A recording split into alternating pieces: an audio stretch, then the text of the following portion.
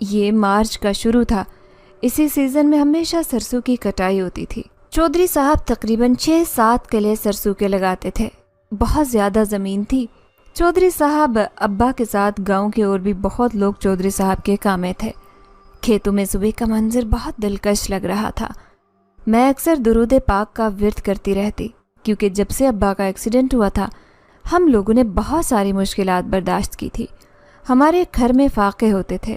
میرا چھوٹا بھائی جو کافی عرصے سے بیمار تھا، اس کی دوائیاں نہ ملنے کی وجہ سے اس کی بیماری کافی حد تک بڑھ چکی تھی۔ اس کو مرگی کے دورے پڑتے تھے۔ ایسے حالات میں اماں اور میں اللہ تعالیٰ کے اور بھی قریب ہو گئے تھے۔ اماں خود بھی درود پاک کا ورد کرتی رہتی اور مجھے بھی کرنے کے لیے کہتی۔ آج بھی مجھے وہ وقت بہت یاد آتا تھا جب ہم فاقے کر رہے تھے۔ ابا کا ایکسیڈنٹ ہونے کے بعد ابا کی ٹانگ ٹوٹ چکی تھی، جس کی وجہ سے وہ چلنے پھرنے کے قابل نہیں رہے تھے، نہ ہی کوئی کام کرتے تھے۔ اماں ہی تھی جو چودھری صاحب کے گھر کی سب تھا۔ میں نے اپنے دماغ کو ان سوچوں سے آزاد کیا کہ یہ شیطانی وسوسے ہیں، تہجد کا ٹائم ہے۔ میں نماز کے لیے ہی تو وضو کرنے جا رہی تھی۔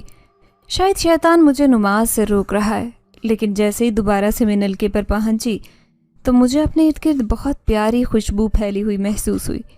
ایسی خوشبو میں نے زندگی میں پہلی دفعہ سونگھی تھی۔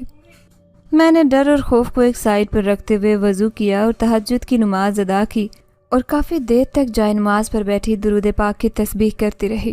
پھر فجر کے بعد اماں کے ساتھ ناشتہ بنایا اور چھوٹے بھائی کو کروا دیا۔ چھوٹے بھائی کو امسائی کے پاس چھوڑا، اور جب میں اماں کے ساتھ دوبارہ کھیتوں میں پہنچی تو ابا نے مجھے پھر سے بیری کے درخت کے نیچے بھیجا تھا۔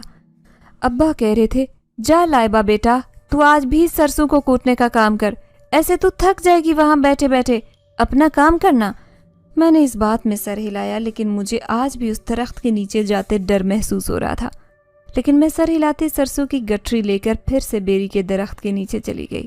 جیسے ہی میں درخت کے نیچے پہنچی تو مجھے ایسے محسوس ہوا کہ بیری کے درخت کی شاخیں جھول رہی ہیں، حالانکہ باقی کے درخت بالکل گمسم کھڑے تھے۔